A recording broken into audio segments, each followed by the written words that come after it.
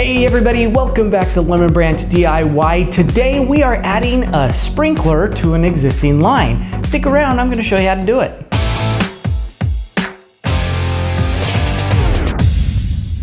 Okay, so I have filmed this video before in the past and it's done really good, but I had a problem with my footage. I lost my footage and I couldn't show the entire process. So I thought I'd redo it and make it way more simplified, and just so you can kind of see exactly how to add a sprinkler to an existing line. All right, so we added the line from this sprinkler head here, underneath the trough there, along the side of the grass, and then I have adjusted it so it's spraying. See how I've got it spraying down to that area there, so it's just not getting enough right there. So we'll do a little of adjusting of some of these sprinkler heads and see if we can get it. But that right there is how you can adjust and add a sprinkler head to your line.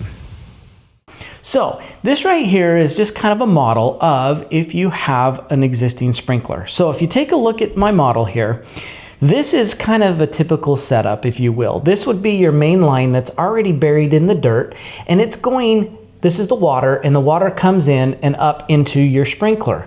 Now the sprinkler is set up just kind of like this, except for there'd be all, it'd be buried in the dirt, and it would actually be like this, up in the dirt, just like this, okay?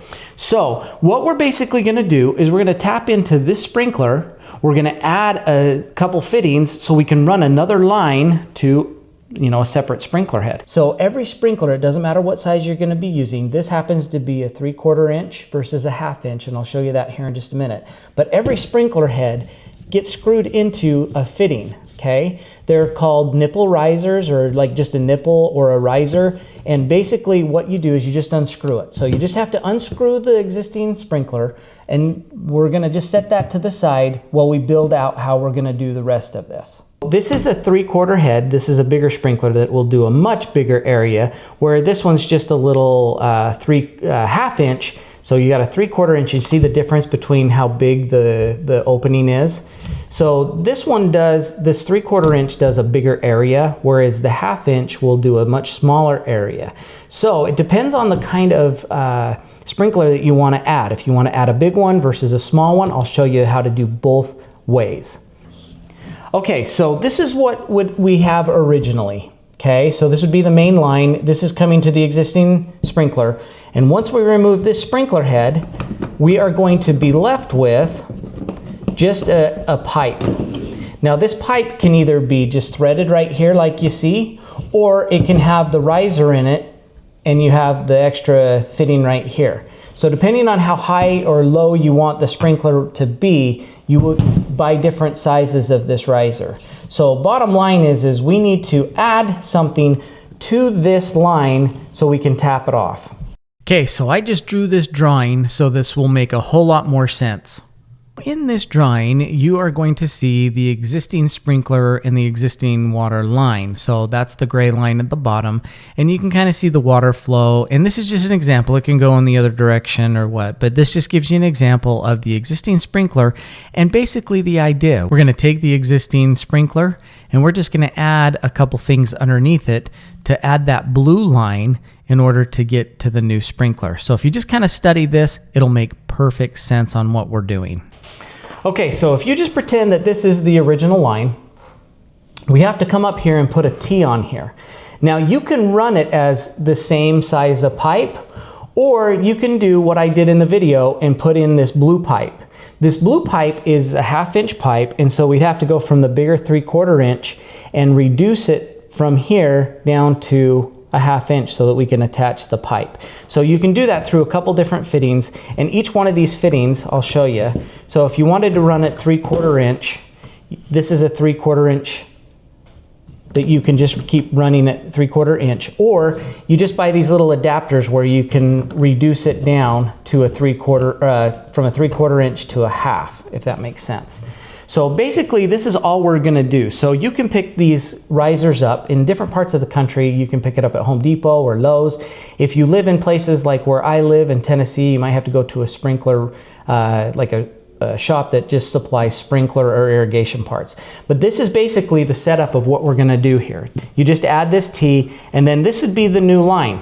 So the blue line would come over here, and you can make it as long or as short as you need to come into the new sprinkler. So it's pretty simple, and there's multiple ways to do this. So if you wanted to just stick with the blue lock, you can run it with blue lock. Like I said, there's a lot of different ways you can do this, but if you just stick with the blue lock, you can just do it this way. If you wanted to do it just like the original line would be PVC, that's what this plastic pipe is. This does require gluing. So each of these pipes, you can do it a couple different ways. They make tees that are just slip tees that you don't have to have it with a threaded, but this one just happens to be threaded, so I'm gonna just show you one way of doing it. So you would just put that in just like that, and then glue the pipe into that fitting just like that. Then you could run this over to your new sprinkler head, and you would just put, so if we had another sprinkler head, I'll show you kind of what this looks like. You would then put the new sprinkler head over on this side and then screw the sprinkler head into there. You'd have your existing line like that. It's pretty simple. So anytime that I'm using any kind of fitting that is just going to screw into another piece of plastic, I will just take this Teflon and I will just wrap it around just like this. And every single one of these is going to get Teflon. And like I said, you only have to go around like 2 times. Tears off really easy. I'll do it on this other side here, just like that. And just kind of go up and down the threading like that. Snap it off. So now every time we go to put it together inside of a fitting just like this, that creates a seal so that it will not leak. So every one of these joints all the way up, anytime you have this threaded, just put some of this Teflon tape on it. All right, you guys, hopefully that made more sense and kind of simplified the process from the original video. That diagram's gonna help you a lot. Just kind of look at it. If you do need some help and you go to Home Depot or Lowe's or any of these sprinkler supply companies, just show them what you're doing and they can help you build it out in 4 or 5 different ways. Like I said, each one of these fittings, there's multiple ways to do it. So you can do it with the blue lock, you can do it with drip lock if you just want to do drip systems, things like that. It's really, really simple.